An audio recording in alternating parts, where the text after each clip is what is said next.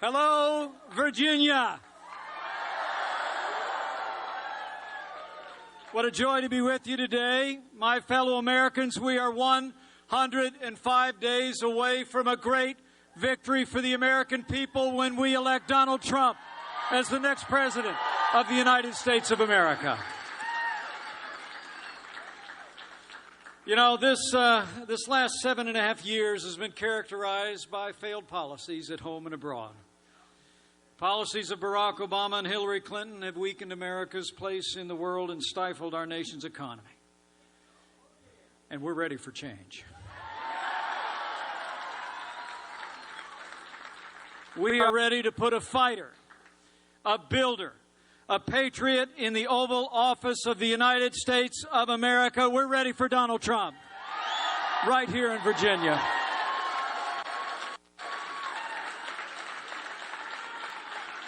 And Donald Trump will put the American people first.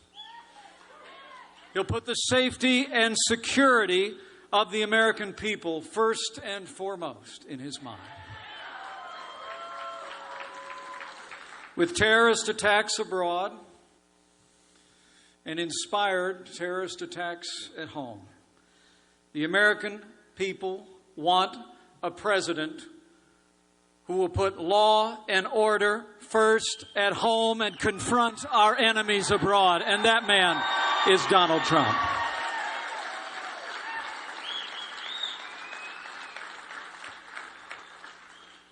Another Clinton presidency will just continue the failed policies of the recent past. Remember, it was Hillary Clinton who squandered the gains that we had made at the close of our presence in Iraq, a failure in judgment that set ISIS on the loose. It was Hillary Clinton who supported the disastrous agreement with the radical mullahs in Iran. They got $150 billion and we got a handshake. And it was Hillary Clinton. It was Hillary Clinton who left Americans in harm's way in Benghazi. And then said, what difference at this point does it make after 4 Americans fell?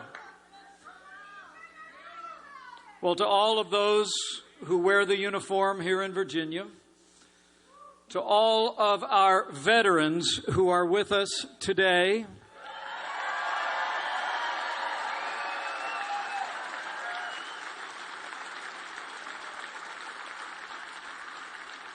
and as the proud father of a United States Marine, let me say from my heart, anyone who did that, anyone who said that, should be disqualified from ever serving as Commander-in-Chief of the Armed Forces of the United States of America.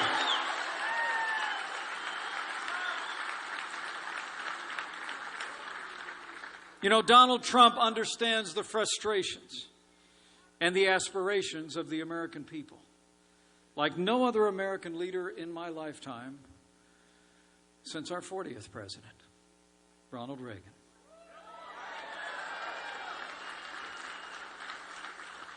The people of Virginia knew Ronald Reagan's quality. They knew his character, but they understood that he had a heart that resonated with the heart of the American people. And I can tell you, having been around this good man and his family, he has a heart for the American people that comes, I think, from a lifetime of building and being around men and women who build. This is a man who has built skyscrapers and built skylines, but he's built them shoulder to shoulder with the people that did the work. And he understands the American people. Donald Trump knows. He knows the American people are tired. We're tired of being told. We're tired of being told this is as good as it gets. We're tired of hearing politicians in both political parties tell us that they'll get to these big problems we're facing tomorrow while they pile mountain ranges of debt on our children and grandchildren. And as Ronald Reagan said so eloquently so many years ago, we're tired of being told that a little intellectual elite in a far distant capital can plan our lives better for us than we can plan them for ourselves.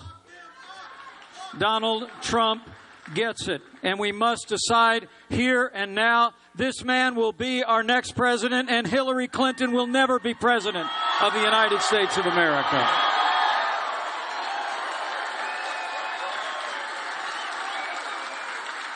Donald Trump has never forgotten the men and women in this country who work with their hands, who grow the food, who build our roads and bridges, who tend to our sick, teach our kids, protect our lives, and bear the burden and pay the freight of all the government that the American elites are placing on us every day. Donald Trump understands the boundless potential of the American people, and he knows that with more freedom and less government and a stronger America abroad, we will make America great again.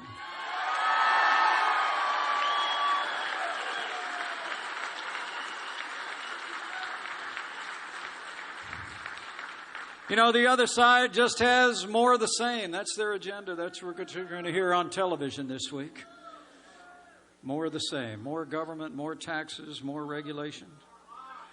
And they're going to tell us this is the best we can do. Well, it's nowhere near the best we can do. It's just the best they can do.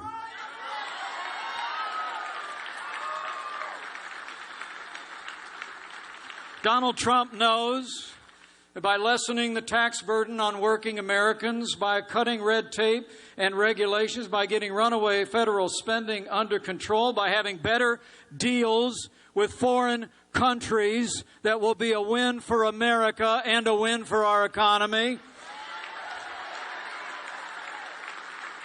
And Donald Trump knows that the war on coal must be brought to an end.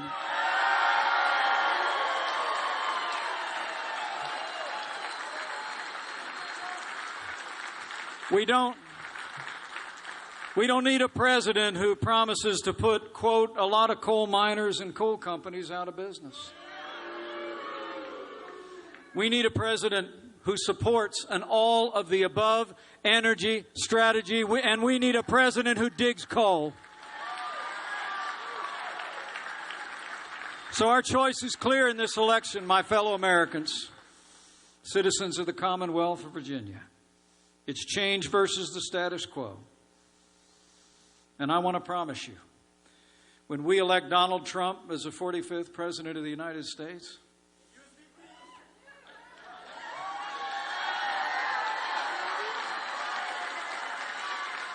I want to promise you, when we elect this good man as our next great president, the change will be huge.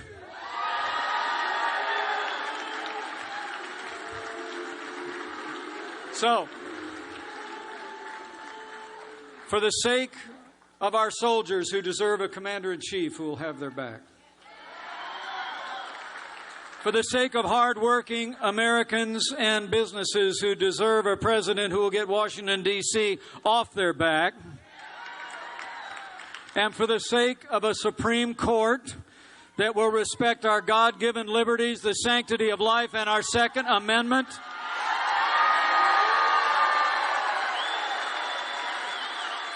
I give you the man that we must ensure is the next President of the United States of America, Donald Trump.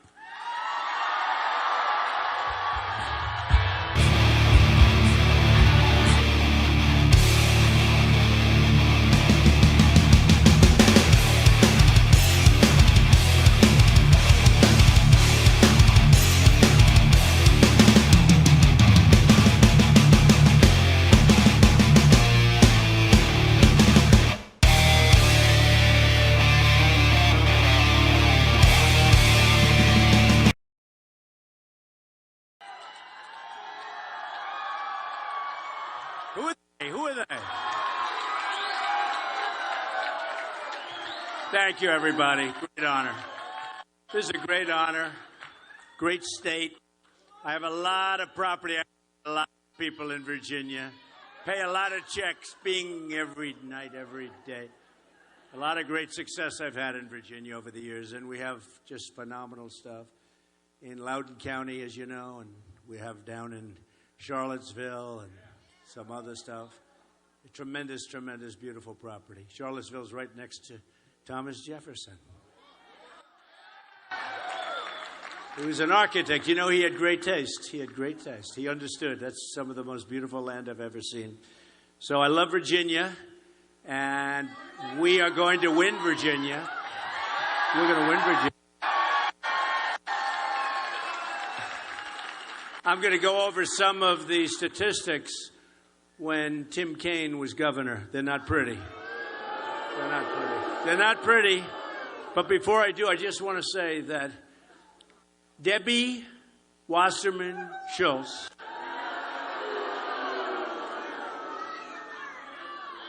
I always knew she was highly overrated.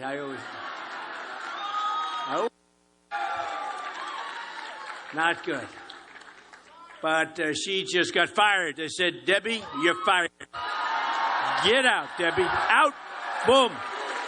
Boy, they were. How about that for disloyalty, though, in terms of Hillary Clinton? In all fairness. Because Debbie Wasserman Schultz has been so much for Hillary Clinton. And this is why these politicians, folks, other than Mike Pence, of course, he's great. He's great. But these politicians, hey, look. So there's no loyalty there, right? There's no loyalty. None whatsoever. It gets a little heat, and they fire her. Get out of here fast. She knew what was going on. Hillary Clinton knew what was going on. She knew everything that was going on. She knew it's a rigged system, that Bernie Sanders never had a chance, okay? He never had a chance. And if you look at it, look what's going on. They're having a lot of people marching now. And a lot of those people are going to vote for us, I'll tell you right now. A lot of them. And not even because they like me or they don't like me, although I have to see, have you seen the polls that just came out from? Right? We had like the biggest bounce that anyone can remember. They said, well, if he gets out of the convention with no bounce, that will be a success. Do we have 9 points or something? 10 points? We're leading. We're actually leading in the polls.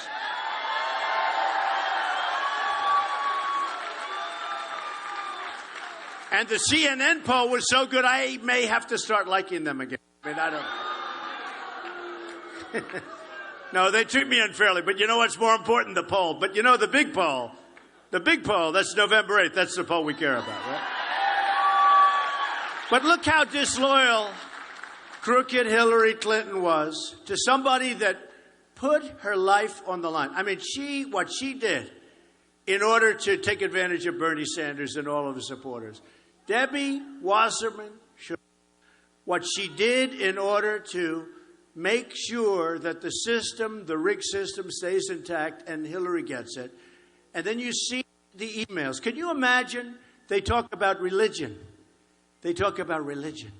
Can you imagine if that was my? I'd right now be on the front page of every newspaper. It would be horrible. And they're trying to play it down. Well, that wasn't so bad. No, but could you imagine? Seriously, there's such a different standard. So here's the story. So Debbie was totally loyal to Hillary. And Hillary threw her under a bus, and it didn't take her more than 5 minutes to make that decision. Man, I don't want her covering my back. I'll tell you right now. It's true. It's true. Now, the other thing I'm surprised at, you know, it's nice when you're not reading speeches, isn't it, really? Because I can talk about current events. This stuff happened 10 minutes ago. You know, if you're reading speeches, I see these guys. I dealt with a lot of them. I've actually been a very political person all my life. I've always been on the other side. But now for 14 months I've been doing this, and I like this side in a certain way better because we can do things better. They used to love me when I was just a contributor. I'd give millions of dollars I was a contributor. No, I know. I like this better. I like being non-establishment better.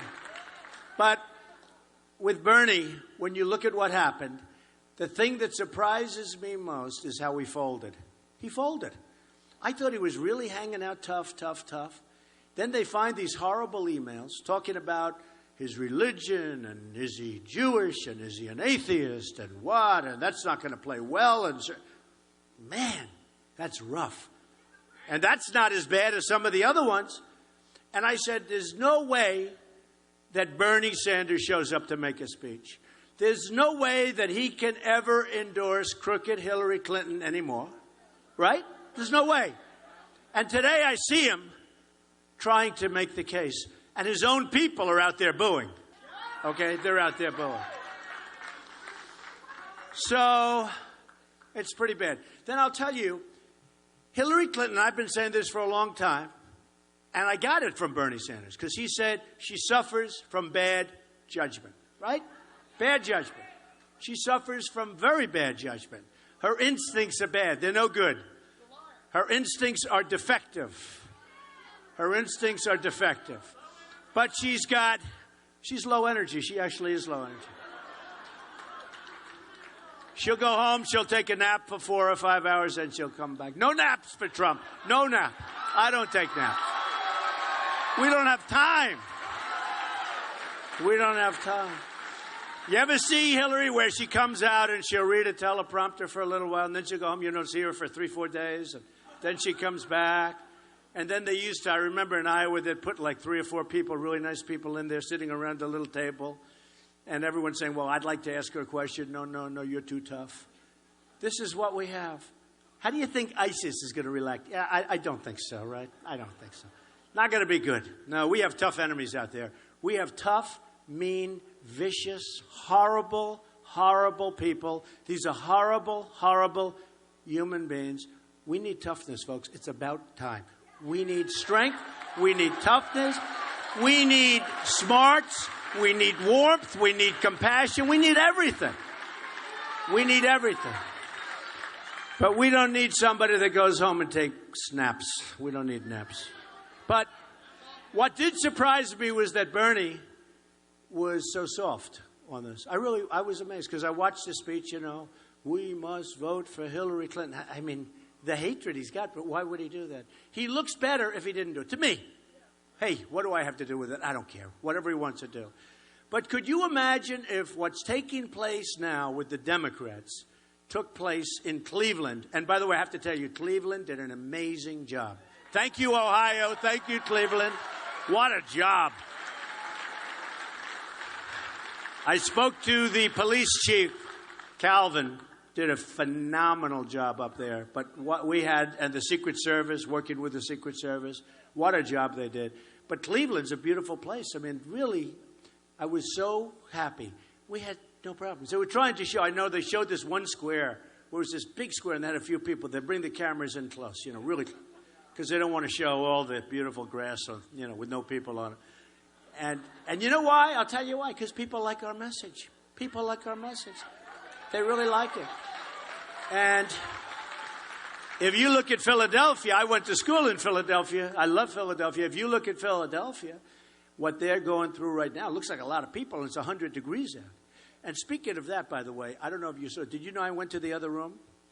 So you have a second room, and then outside you have over 1,000 people, and it's 104 degrees out. Now think of it. And it's the first time I ever did it. I said, let's go to the second room first, right? That's the ante room. But let's go because it's the overflow room. I said, so I went in there. We surprised them. We were nice. But, we love these people. But you know what I also like? I don't have to do it later. And outside we have a lot of people. And I wish they'd let them in. The fire department won't let them in because of a fire regulation, which is very sad because they're outside. We have speakers out there. I think the speakers are burning up, folks. It is hot. I wish the fire marshal, where's the fire marshal? Is he around here? Come on, fire marshal. If they could get in, fire marshal. You have doors that go right out to the outside. I promise there's nothing like you don't have a problem. I feel badly. We have those people. We have people standing outside. You could get a few more people inside. If they could, let them in. So, that's the way a builder would talk, okay? That's the way a builder would talk.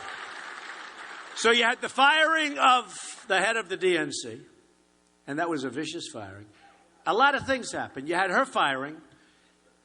Hillary Clinton's total disloyalty was at play. It really was. People don't say that. They won't say that in the media. Oh, if I did something with Reince, can you imagine if I fired Reince?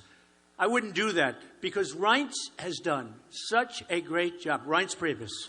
What a job he has done. And I always used to say, for months now, I've been saying, I'll take Reince over Debbie.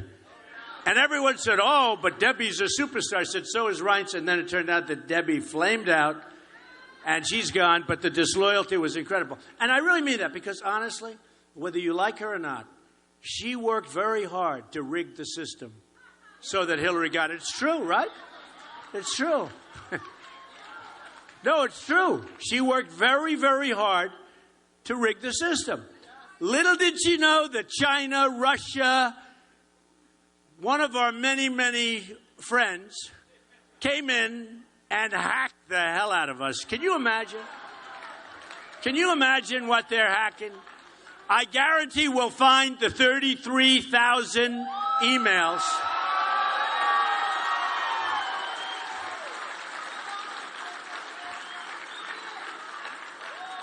Why did Hillary get rid of her middle name? Huh? Hillary? No, but why did she get rid of it? Hillary Rotten Clinton. Rotten Clinton. Hillary Rotten Clinton, right? Maybe that's why. It's too close. No, it's too close. It's too close. You think Mike Pence would say this? I don't think so. By the way, did I do a good job with Mike Pence? Okay? Him and his family. What a high-quality person. You know, you have to vet people, right? And we vetted Mike, and they came back. And these are killers. And they came back with many pages on certain people, okay? Many pages. I'd like to write a book. Many, many pages. With Mike, they came back with, like, nothing. He's like the most perfect human being, this guy. I said, Mike, did you ever do anything wrong in your whole life? No, I don't think so. He is, where is he? He's the best guy. That guy is great. I love this guy. I love him. I love him. But you know what I really like about Mike? So listen to this. To me, a very important thing is her bad judgment. Now, whether you like her choice, Tim Kaine, nobody even knows who he is. No. He's done a terrible job for Virginia. I assumed they said, oh, he picked her. You know, he got picked because of Virginia. Because Virginia is very important, and I'm doing very well here. Hey, I'm employing a lot of people here, and they don't employ anybody. I spent a lot of money in Potomac Falls, Sterling, that area. I mean, I spent a lot of money. We have great, great things happening. Next year, we have the Senior PGA Championship coming. Thousands and thousands of people will come into Virginia and spend a lot of money. Thank you. I love you too, darling. But just think of it. So Hillary Clinton has almost 50% of the people want a progressive. Okay, we don't have to like that, but that's okay. That's where they are. They want to give everything away and raise your taxes. That's what happens. No. She will have a tax raise. By the way, I have the largest tax cut of anybody running for office, Republican or Democrat, okay? But Hillary Clinton will have a tax cut that is not there. It's going to be a tax cut times 20 in reverse, like a rocket ship. We have the biggest tax cut proposed, I guess, in the last 4 years, and we're going to get it through. At least we're going to get most of it through. I'll tell you what, I'm going to try and get all of it through. But we have, and it's policy, it's, put out there. That doesn't mean there's not a little negotiation, because we're going to have to negotiate. But we're going to have it go.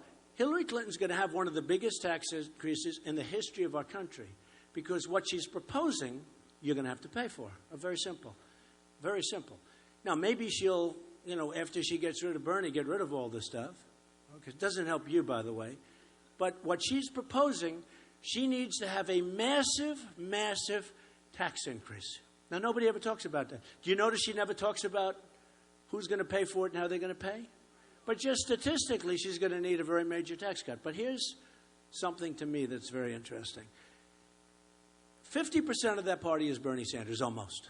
And they're very passionate. And that's a much more passionate side. Her people, they fall asleep. Okay, they fall asleep. They're watching a... With Bernie's people, they're really out there. They say what you want about Bernie Sanders. He got it on free trade. He got it. Free trade. Now, I'm a free trader. I believe in free trade. You know, they get it all wrong because they just don't say it properly. But I want smart trade. I want to trade with other countries. But I don't want to lose $500 billion a year with China. Thank you, China. We love you very much, but we're not going to lose $500 billion a year. And I don't want to have a trade imbalance with Japan where they send us millions of cars and we send them some beef. And then they send it back, right? And then we send some wheat. They send cars, we send wheat. Sounds like we got to send a lot of wheat, right? The trade imbalance is massive. And with Mexico, we have an unbelievably big trade amount. So they kill us at the border. They kill us. They're killing us at the border. And we have one of the biggest trade imbalances. And what happens? What happens? I'm not even including the drugs, right? The drugs are pouring across. You know, I won the state of New Hampshire. And I got very, very friendly with the people in New Hampshire. I'll never forget them. Because that's an amazing group of people. And I said, what's your biggest problem? They said, heroin pouring across the southern border. I said, heroin, New Hampshire. Because you look at New Hampshire, it's so beautiful. With the lakes and the little beautiful roads and the trees and the forests. I say, you don't have heroin. I said, you have. They said, Mr. Trump, you have no idea. It's one of the worst areas for that. It comes pouring across the southern border. I said, you know what? If I win, I'm going to fix that problem. Well, I am going to fix that problem. I'm going to fix that problem. And one of the ways, I appreciate that. You know, I always like to say if I win, because honestly, life is a very strange thing and I don't want to be arrogant because I don't want to be accused by them of being arrogant.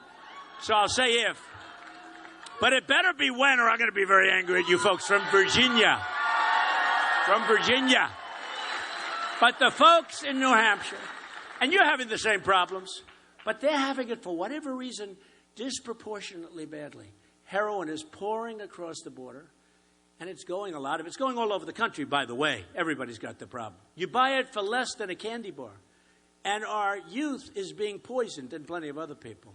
But our youth is being poisoned by this stuff. Heroin. And what we're going to do, thank you. And what we're going to do is, first of all, the Border Patrol agents endorse me. 16,500. They've never done that before. And their job is easier now without Trump. Their job is easier without Trump because, you know, right now they just stand and people go by and these are great people. I got to know them very well. The Border Patrol agents want to do their job. It's a much tougher job, probably a much more dangerous job. When you stop people and say, sorry, folks, boom, go back. But that's more dangerous than saying, you know, we can't do anything. It's called stand back and leave them alone. Let them walk right in. How stupid are we? Okay? So I spoke to them, and when they endorsed me, and I said, so let me ask you, a wall, how important? They said, Mr. Trump, it's very, very important. Very, very important. And they know. See, I just saved $1 million. Somebody else would go out and hire a consultant who knows nothing. They'd come in from Harvard. They'd spend about a year at the border. They'd learn nothing. They then write this 2,000-page report that nobody will read. They'll charge you $1 million for the report, and you have no idea what just happened. As opposed to saying, like I did with the Border Patrol, is the wall good? They said, very good. They actually used an interesting expression. They said it's a vital tool to turn things around. It was a very interesting expression. They didn't say great, bad. They just said, it's a vital tool, Mr. Trump, to turn things around, especially the drug traffic. Because it's very tough. And we can build that wall so easily. And by the way, Mexico is going to pay for the wall. You know, just because. They're going to pay for the wall. And we got great marks on the speech the other night. And everyone did. Everybody did so great. We had by the way, I have to say, the Republican National Convention was such a tremendous success. It was so great. I mean, we had a couple of people that I think probably destroyed their careers, but who knows? But honestly, no. But honestly, that was such an incredible success. And look at what's going on in Philadelphia. That was such a beautiful deal. The city of Cleveland was great. The law enforcement was unbelievable. We had no riots. We had no nothing. It was unbelievable. I'll never forget it as long as I live. It was unbelievable. And I made a speech. And I have to tell you, because I figured this wouldn't happen, because I could, if I made a speech, if I gave the Gettysburg Address as given as good as anybody could possibly get, I figured, you know, you always get knocked. I got great reviews on the speech. I got great reviews. We got standing ovations. Some people said, well, the speech was a little long. That's because we had 26 or 27 minutes of, like, standing ovations. We had applause. And I had a great time doing it because I'm talking about something that I love. We're in a movement, folks. This is a movement. This isn't just, I love what we're doing together, right? I love what we're doing together. I love it. And what I have to say is this. So Hillary Clinton has bad judgment. She shouldn't have picked this guy. Big mistake. Because he is the exact opposite what all of the Bernie people want. Now, if he got 2% of the vote or 5% of the vote or 20% of the vote, but you know what? He almost beat her. If the system wasn't gamed, he would have beat her. He would have beaten her. Now think of this. So instead of picking somebody, and you don't have to go with Pocahontas, you don't have to go that far, who, by the way, who hasn't done anything. She's the worst senator in the U.S. Senate. You know, she's got a fresh mouth. Other than that, she's got nothing going. She has done nothing in the U.S. Senate. But you don't have to pick her.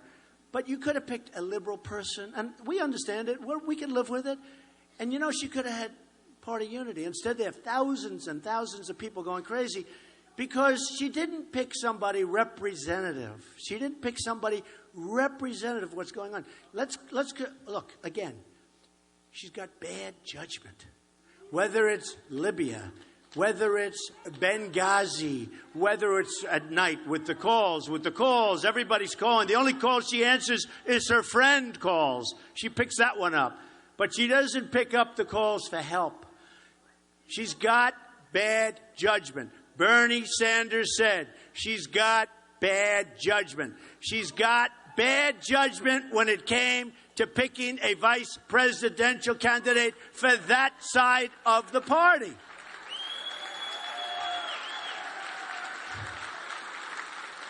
I actually just asked Mike Pence. I said, Mike, do you think she's going to be forced to change? Because honestly, now, I wouldn't pick him. I wouldn't pick him for a different reason, though. You know why I wouldn't pick him? So Mike Pence in Indiana has done an unbelievable job. A AAA bond rating, so many different things, job creation, top in virtually every category, right toward the top, at the top. Listen to this. During Tim Kaine's tenure as governor of Virginia, plus he's not very popular, I thought that I would see polls saying he's at 85% and Trump is going to lose Virginia. People don't even like the guy. And a little weird little dude there. I don't know what's going on with him. During Tim Kaine's tenure as governor of Virginia from 2006 to 2010, the unemployment rate of the state more than doubled. So I immediately went back to my statistician. I said, listen, do me a favor. Will you please check it? He came back. He said, hey, maybe he's wrong, but more than doubled. This is your great governor, right? Now, Governor Mike Pence cut unemployment rate from 8.4% to less than 5%. Quickly. Since 2013, Indiana has gone from 31st in the nation for veterans unemployment to second, and it's going to go to first. Okay? Veterans unemployment. During Tim Kaine, that's the guy that bad judgment, crooked, Hillary Clinton, bad judgment. Such bad judgment. We can't have another president with bad judgment. We can't do it. During Tim Kaine's tenure as governor, the state of Virginia lost 60,000 manufacturing jobs.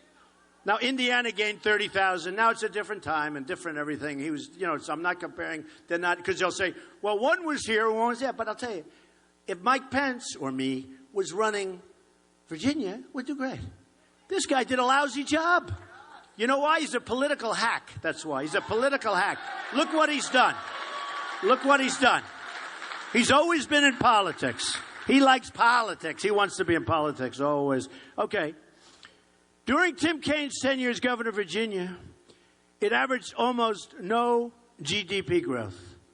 And Indiana, as you know, is doing great. I mean, think of it. Here's a beauty. Okay. Nobody is going to vote for Tim Kaine when you hear this one, okay? Tim Kaine. I never even heard of this guy, but that's okay. Less than a week after Tim Kaine became governor of Virginia, 1 week, he proposed a nearly $4 billion tax increase. $4 billion! Including a tax increase on people earning as little as $17,000 a year. He tried to pass transportation reform. He failed. Whereas Mike Pence had tremendous luck. I mean, the whole thing is ridiculous. So a $4 billion tax increase his first week. Do we want this as a president? No. Now, look, hopefully we don't have to worry about it. I will say this. Virginia has lost 1 in 3 manufacturing jobs since Bill Clinton. These are my statisticians. They're great. Signed the agreement to put China into the World Trade Organization. Don't forget, he did that. But Bill Clinton signed something that was the worst trade bill ever in the history of this country, okay? In the history of this country. NAFTA. That was Bill Clinton. People don't realize. I'll tell you a little joke. See how hot it is, everyone? Everyone's sweating and soaking wet, right? Here's the difference. I wouldn't pay the hotel bill. I'd say, we're in a hotel, we're in a ballroom, and you know what? Now, these are grown companies. We're in a ballroom, and if we're in a ballroom, it's not supposed to be so hot that everybody in the audience is using as a fan. So what they do is they turn the air conditioning down because they save money. So then, I would not pay them. And you know what I do? I pay my bills so fast with somebody good. With somebody average, I pay them okay. With somebody great, a lot of times I give them bonuses. But here we are in a ballroom, and I feel like I'm in a sauna, okay? Right? Right? So I don't know what hotel this is, but you ought to try turning on the air conditioning or we're not going to get you paid. These people. Am I right? It's hot. Just so you know, I'm really good at this business. You make a lot more money if you own a hotel and you let people suffer and don't turn on air conditioning. You make a lot more money. You would be surprised at how much it costs. But this is ridiculous. And so then there'll be an article. Donald Trump refuses to pay the bill. Of course. And you know what? The smart people say Trump is smart. The other people would say, oh, isn't that terrible, okay? I think the ballroom and the people that own this hotel should be ashamed of themselves. All right. So look. So Virginia lost 1 in 3 manufacturing jobs since the Bill Clinton bill. Hillary supported China's entry into WTO. Roanoke, which is a beautiful place, by the way, has lost 1, and I've been here many times, has lost 1 in 3 manufacturing jobs, okay, since the Clinton disasters. Last year, the U.S. trade deficit with TPP countries, I mean, I could go into this, I could read this stuff to you. It gets a little boring after a while, but it's all the same thing. We have Hillary Clinton wanted to approve TPP, that's Trans-Pacific Partnership. And then I announced that I'm against it. And then she heard me making a speech. This is what I've heard. A friend of mine told me. And I basically said the various reasons, including monetary manipulation, currency manipulation, etc., why it's no good. Why it will be another NAFTA, but maybe even worse. Can't be worse, but it'll be as bad. Okay, different countries, but it'll be as bad. And she heard me. And she said, oh, he'll kill me in the debate. So what happened is she all of a sudden came out against TPP. But as sure as you're sitting there, she's going to approve TPP. If she won, she will approve it. She'll make a change. She'll make a comma. She'll say, move that comma. Oh, now I can do it. Okay, folks, 6,000 pages of material that most people haven't read. It is a disaster. Trans-Pacific Partnership is a disaster. You can't let it happen. We will never let it happen. I will never, ever let it happen. And I don't want to make deals with many countries. I want to do one-on-one deals, one-on-one. You got to see this deal.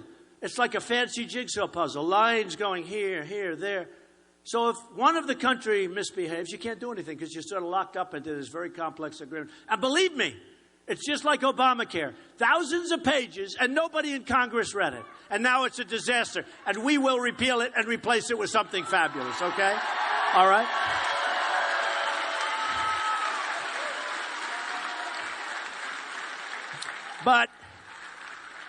But we're going to have something that's going to be very special. And I have to tell you, I appreciate you all being here. And I really wish, I appreciate it. Thank you. Thank you. Thank you. Thank you. And I appreciate the folks in the room next door, which is almost as big as this, and it's packed also. And even more than you folks, I appreciate the people standing outside at 104. They're dying. They're dying.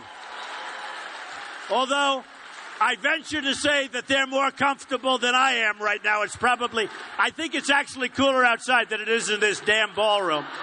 Ridiculous. Ridiculous.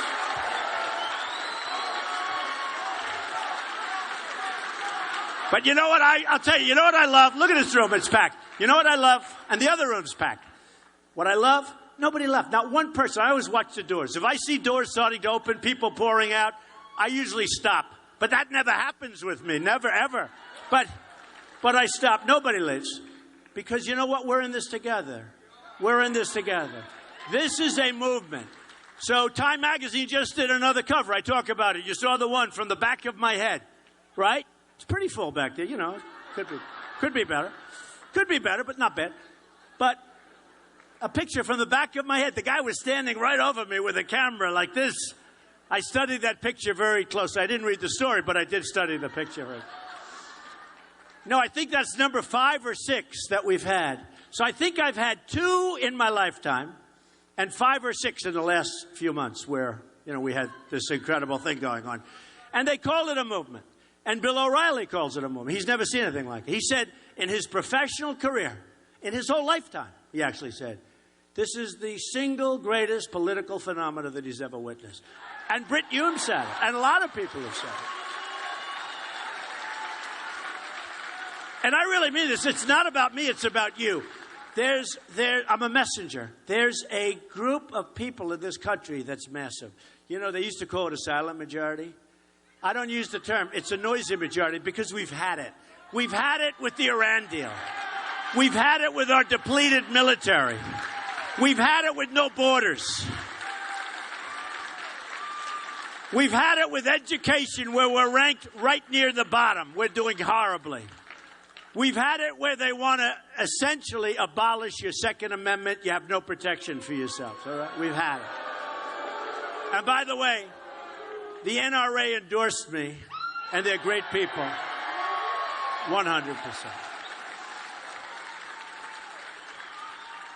And the evangelicals, how many evangelicals do we have in here? You better get out and vote, because you didn't vote for Romney, and you better get out and vote for me. You know, we have the Johnson Amendment, where Lyndon Johnson, who is very powerful, put an amendment where basically our pastors, our ministers, and all religions, they don't have the right to speak up. And I had a meeting. I was telling Franklin Graham, who's a great guy. I was telling Jerry Falwell Jr., who's a great guy. Great guy. I mean, so many. We had a meeting where we had 50 to 60 pastors, ministers, and they were saying, we love you, and they were praying, and it was like this incredible scene. And I said, okay, well, folks, can you endorse me? Well, we can't do that. Why? Because we'll lose our tax-exempt status. I said, why? Now, nobody brought this up to me. They were living with it. Nobody was going to go fight it. I said, why do you lose your tax-exempt status? Well, we're not allowed to speak. And I said, wait. And I looked into it. I said, whoa. And that was passed by the ultimate politician, Lyndon Johnson. I mean, it's not like we're dealing with the Pope. This was Lyndon Johnson. Smart, tough guy. But we're smarter and tougher. But look, that was passed by a politician because he had problems with some of the churches in Texas where they were going after him for good reason. And I said, wait a minute, folks. And we put in our platform that we're going to work like hell to get rid of the Johnson Amendment because your representatives, ministers, pastors, rabbis, they have totally lost their voice. And don't kid yourself. That's what's happening to religion in this country because you see the same numbers that I see. So I think this, if you're evangelical, if you're Christian, if you're Jewish, if you have religion, you better go out and vote for Trump because this is going to be the last chance you ever get to get this thing done. Okay? Better. So,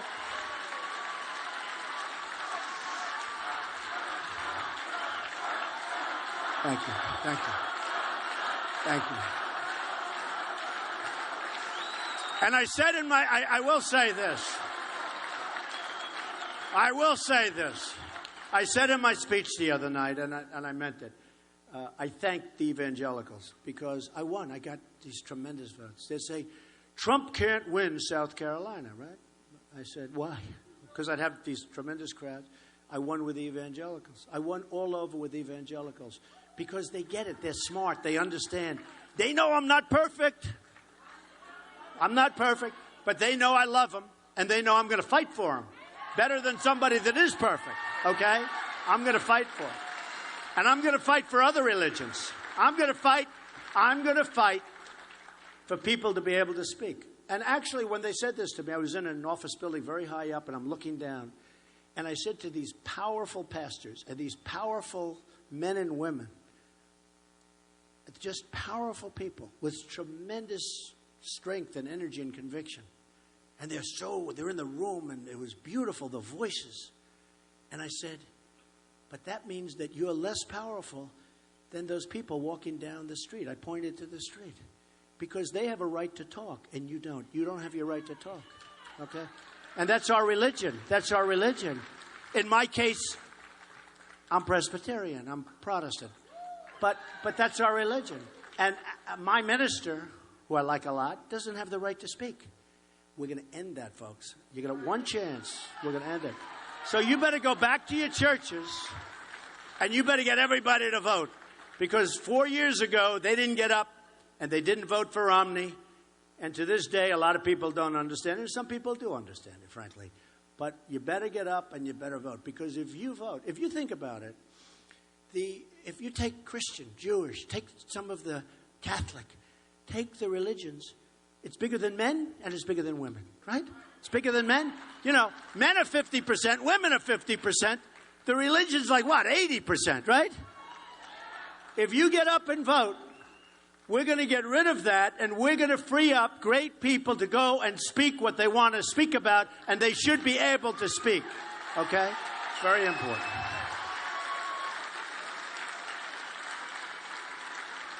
So just a couple of things, and I'd like to bring Mike up. Just a couple of things. We are going to strengthen our military. Our military is really depleted. It's not good. I didn't want to go into Iraq. We got there. I said, keep the oil. They didn't keep the oil. These people don't know what they're doing.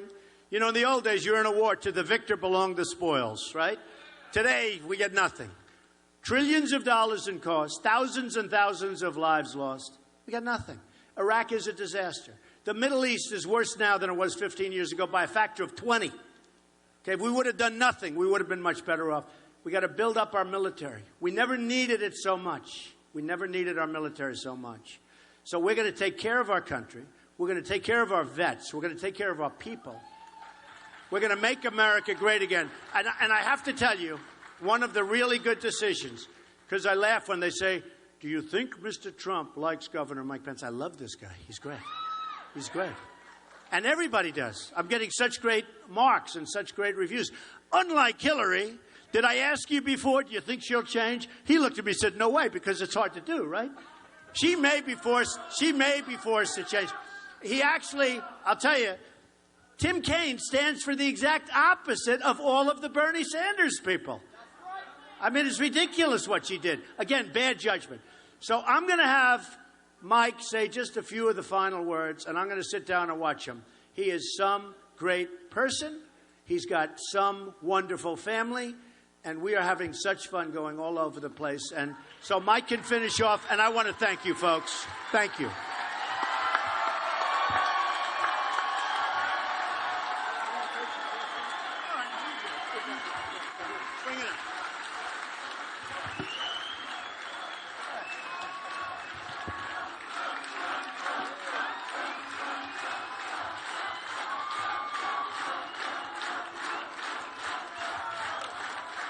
Hey, Mike, you know what's funny? Some of the great musicians have said, never do an encore when you get a great hit. So look how strong this is. Everyone's standing, everyone go. Now if we do an encore, we'll get a couple of bad questions. We'll walk out there and say, they weren't so great, right? But we'll do it anyway, right? Do it anyway. So Mike was just asking if we'd want to take some questions. Yeah, and why don't we take some questions ask a couple from of the questions, crowd? fine. You go ahead, Mike. Yeah, we've got, how about one more time for Donald Trump, everybody? Bringing the heat today. Isn't that great? Bringing the real heat. They've got some people out here that have, we got microphones. Get your hand in the air. We'll take a few questions. And ready right here? Okay, right over here. Yes, ma'am. Go ahead. I support Go you ahead. very much, Mr. Trump. Thank you. What do you want to do for the youth? How are you going to make the community safer for us? We're going to work. One thing we have to do for the youth, and it's a question I get asked, Mike, more than any other question. We have young, fantastic people going to college, and they're choking on their debt. Okay? They're choking on debt. They haven't started life yet, and some of them have given up before they started because they see no way. We're going to work on a plan, and we're working on it now, so that we can help young people get through college and not die virtually. I mean, some of these kids, what they're doing is incredible. The massive depression that's going on because they see no way of ever being able to pay it back. Now, part of that's going to be jobs. But we're working on a plan now to take care of youth with respect to college debt. We're going to work on a very good plan. We have to. We have to. And let me tell you, Donald was very kind to mention my wife, Karen Pence, and our recent college graduate daughter, Charlotte Pence, are with us today. Would you welcome them? And I will tell you, the focus on college debt is something we've been focused on in the state of Indiana, focusing on-time completion, right? I mean, 4 years costs less than 5 years, 3 years costs less than 4 years. But the best thing Donald Trump will do for the youth of America is get this economy moving again and create jobs and opportunities for young people coming out of high school, coming out of the trades, and coming out of college. Another one. Yes, go ahead. Thank you, Mr. Trump, for being here in Virginia, and I apologize for the heat, but I do have a question for you. Do you own the hotel? Sir, if I owned this hotel, it would be 60 degrees in here. Because that's just. But, Mr. Trump, with all things, God knows with all things possible, we're praying that you are our president come November. The question for you, Mr. Trump, is will you stand by Israel 100% and do whatever it takes to preserve the nation of God? Yes. 100%. We have to stand by Israel. 100%.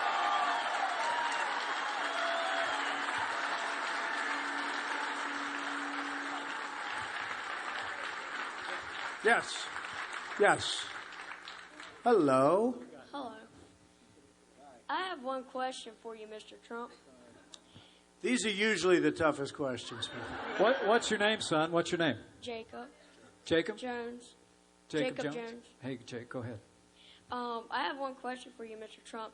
Now, when you were in office, what will be the timeline for that wall that you were talking about? He knows.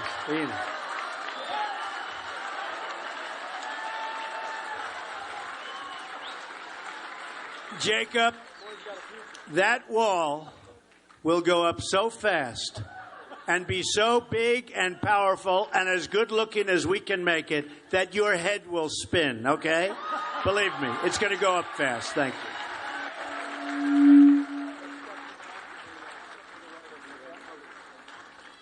Next question. Go ahead. How about over here? Go ahead, sure. Congratulations.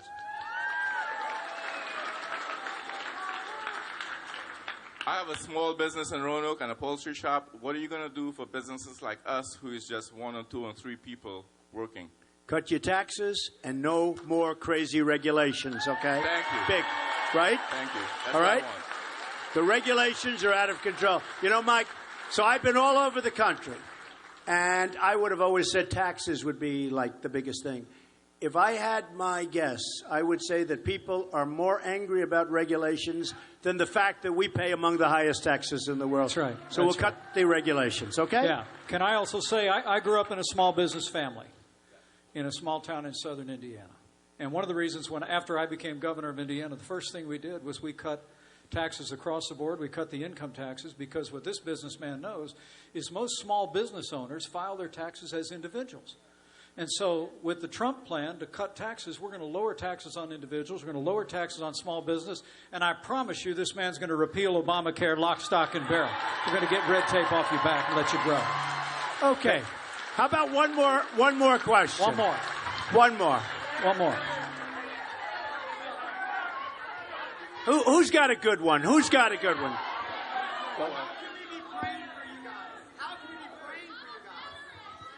Go ahead, give him. I like that question, actually, right? Go ahead, give him a mic. Give him a mic, because that's such a great question. Go ahead.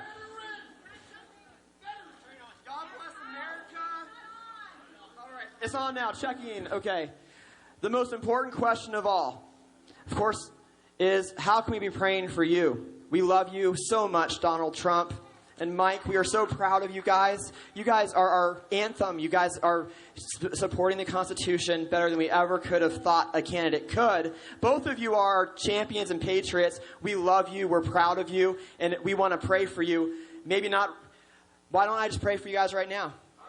I'll do it right now. Wow. Okay.